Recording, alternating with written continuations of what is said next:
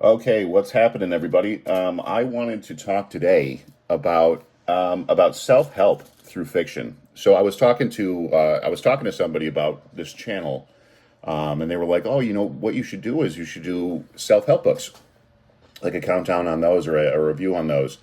And I actually I countered with that and was like, you can actually find a lot of self help through fiction, from what I've been finding and the reading that I've been doing. I've actually gotten a lot more out of the fiction that I've been reading from a self help standpoint, just by accident, than I ever got from any of the self help books that I've listened to. Because I used to listen to a ton of success and business and self help books, and there's a lot of great ones that are out there. Don't get me wrong. I mean, there's some really good ones that are out there. I'm not saying don't, let's seek those out and don't read or listen to them. But what I did find was that they end up being a little bit repetitive. They all kind of say the same thing, and I think that what people end up doing is they get caught on this self help kind of rabbit wheel, to where they get addicted to the self help material. And then they just end up, kind of ruminating and reading and going over that material, thinking that they just need more and more before they actually go out and try to fix the things, or do what they need to do to feel better.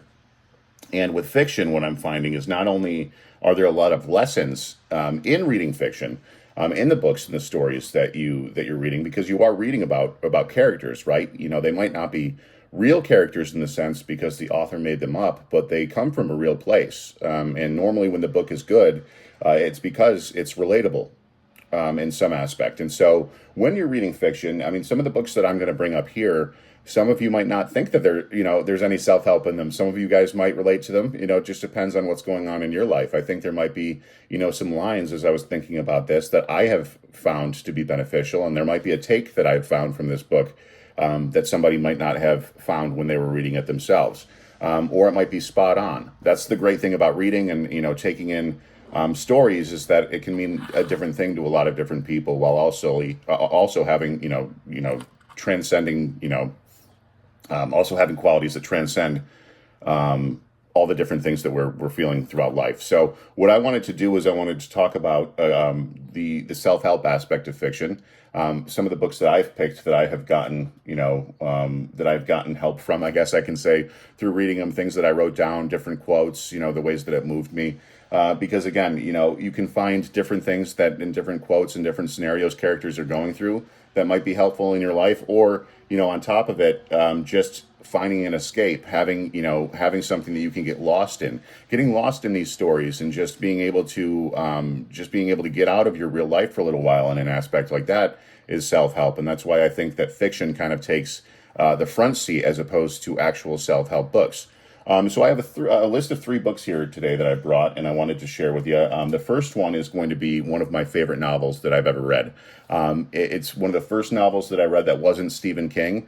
I really was starting to expand out into different authors, because when I first started reading, I needed to read books that I kind of had an idea of what the story was already, in order to be able to focus and to follow it. I think I had shared in one of my first videos that one of the reasons why I never really got into reading and was only listening to audiobooks before was because I would start to read. I'm sure that some of you guys have had this problem. I know that some of my friends have said that that's still their problem on why they don't read. But I would just be reading, and 2 pages might go by, and then I'm thinking about other things, and I have no idea what I just read.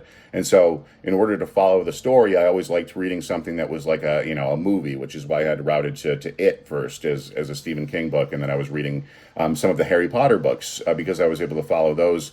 And I really enjoy the Harry Potter movies, and so I really loved the books and was able to follow along with those as well. But as I was reading more, I started to find that I was able to follow a lot of different storylines, and was getting kind of hungry for things that I didn't already know the story, or at least the foundation of the story on.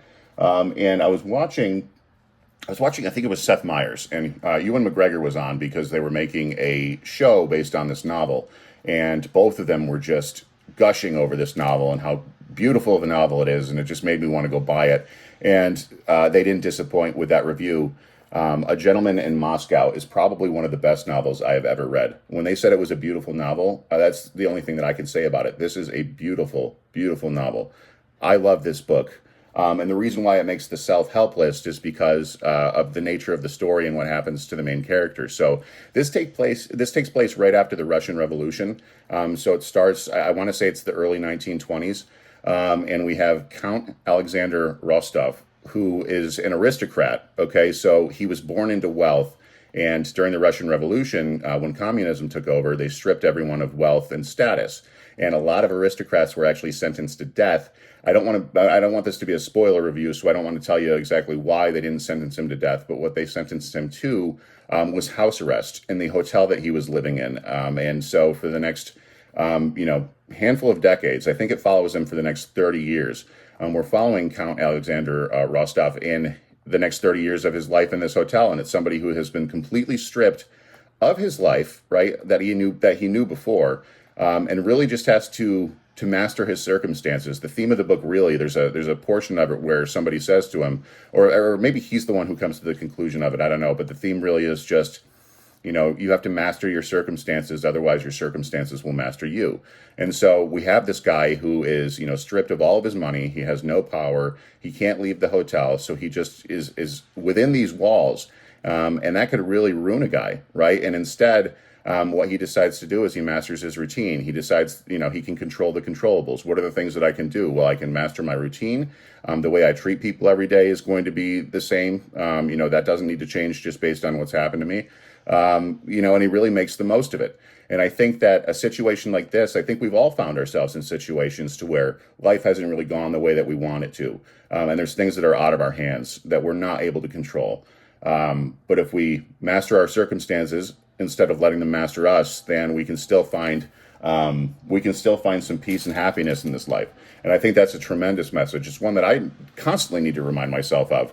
At where I'm at in my life. And I just, it's one of those books that's very special to me. I gifted this to my brothers a few years ago after I read it for Christmas. And I love A Gentleman in Moscow. I can't recommend that one enough. Okay, so next we're going to be going back to Stephen King. I brought this book up before on a few of my other videos. I actually had it towards the top of my list, if not, it was in the top tier on my tier review. And that's Duma Key. Okay, Duma Key is a really good one. It's one that a lot of people have not heard about, and actually those are some of my favorite Stephen King books, are the ones that nobody's really heard much about, but then they end up being great. And this one is about a guy called Edgar Fremantle. If you can see on the cover, he's missing an arm. And at the very beginning of the book, he owns this big construction company, and there's an accident to where his arm has to be amputated. Completely life-changing. He becomes really, irritable and grumpy and miserable, as one, would in a situation like this.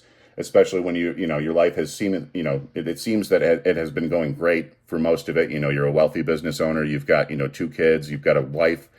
But he just becomes this miserable prick, and his wife just can't take it anymore. So she divorces him. And, he's got a strained relationship with one of his kids, like I'm sure a lot of parents, who have multiple children have experienced before, to where, some of the kids are your best friends. Other ones, there's strained relationships. And he just happens to have that situation. And really, he's just in a period of his life where he just feels like everything is over. He feels like he's just a cripple. And, his wife left him, and, he doesn't know if there's really anything worth living for anymore. And so his therapist tells him, well, hey, he lives up in Minnesota. His therapist says, well, why don't you, before you make any final rash decisions, why don't you, take some of that money that you have and just go down to Florida and, just be down there for the season. And then, if you still want to make some drastic decisions after that, we can talk about it. So he does. He moves down to Florida. He gets this beach house down in the Keys, hence Duma Key. They made up Florida Key down there, but I thought that was really cool that this was based in Florida. And, he finds new purpose within his life, a new routine. And then he meets, the reason why this makes this list is he actually makes a best friend down there. He meets one of the best friends, if not the best friend of his entire life. And this guy is in his 50s and 60s, right? And so if you are in a situation, there's a lot of other like Stephen King spooky stuff that happens, throughout it. So, I won't talk about that in this review. This particular video is for the self-help aspect. But I thought that the fact that he decides, instead of making any drastic decisions, to just follow his therapist's advice, he goes down to Florida, and then it turns out that his life changes seemingly for the better for a while. And he he makes a best friend. And so if you're in a situation to where you just don't know where your life is going and what direction it's going in, and you feel like it's over, it might not be over. You might not have met some of the people that you're supposed to meet yet. You might not be in the situation that you're supposed to be in yet. And just because things aren't happening for you right now doesn't mean that they can't turn around. So check out Duma Key if you're looking for a situation, or if you're in a situation like that and you want to read something like that. And also if you want a kick-ass ghost story as well. Okay, so this one is not based off of a particular book. It's based off of a series, and it's a series that I'm still reading.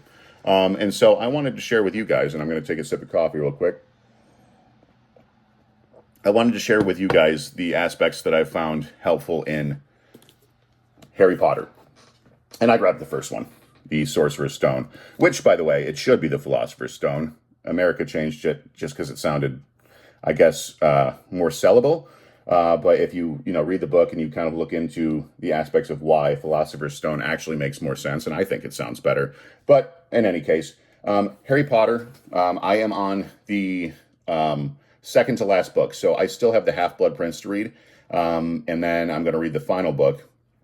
And so what I'm going to do actually with the Harry Potter reviews is when I read the Half-Blood Prince, which I'm very, very excited about. It's my favorite movie in the series.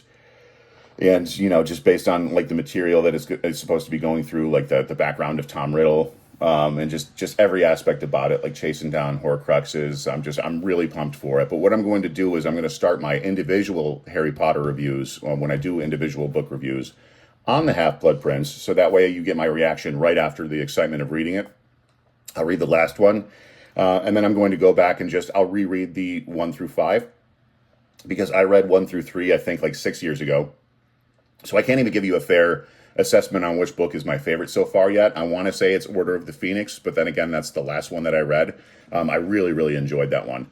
But what I want to do is go back and reread them, because my brothers for Christmas got me these really beautiful copies, these big, beautiful copies that are illustrated, and it'll be a lot of fun to read those. And then I can give reviews just based on reading them as I'm reading them, and then I can show you guys what some of those look like. But I brought out Harry Potter because there's a few quotes in this book, and I mentioned that some quotes might speak to you. And the quote from this book is also in the first movie, and it's when Harry is sitting in front of that mirror, and I forget what that mirror is called. Forgive me on that. I should have looked that up just to make sure I had it at the tip of my tongue there. Gosh, I forget what that mirror is called. But anyways, Harry's sitting in front of that mirror where he sees his parents, and he sees himself with his parents. It's the mirror that shows you what you want out of life, what you want most. And he just starts to waste away days. Like, you keep seeing him going in front of it, and all he's doing all day is just sitting there. And Dumbledore catches him, and he says to him, Harry, it doesn't do to dwell on dreams and forget to live.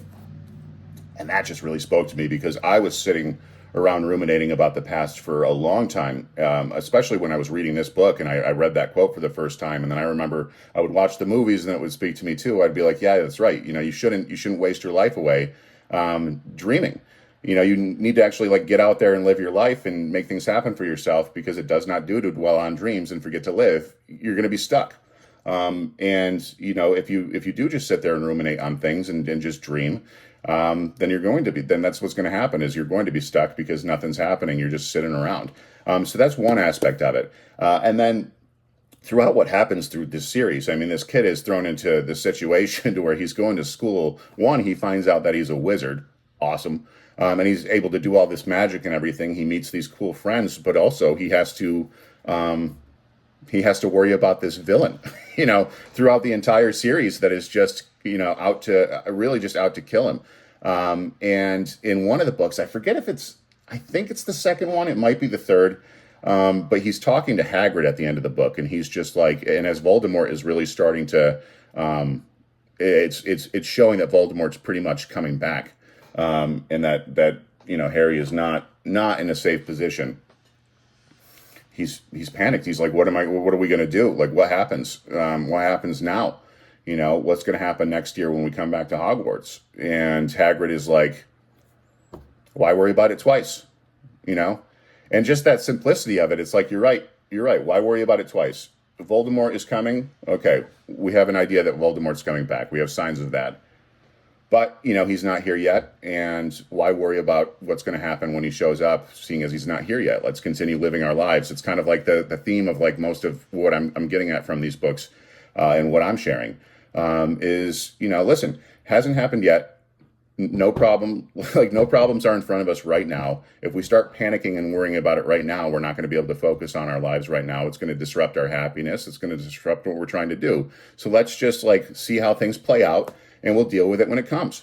And I just thought that that was huge. Aside from the fact that in terms of, like I had said with self-help books, Harry Potter's awesome. I mean, this is probably one of my favorite series. Dare I say I'm starting to like it more than even Star Wars, just in terms of the lore and just the different things that have come out since, like the video game Hogwarts Legacy is awesome. My apartment has a bunch of Harry Potter stuff throughout it.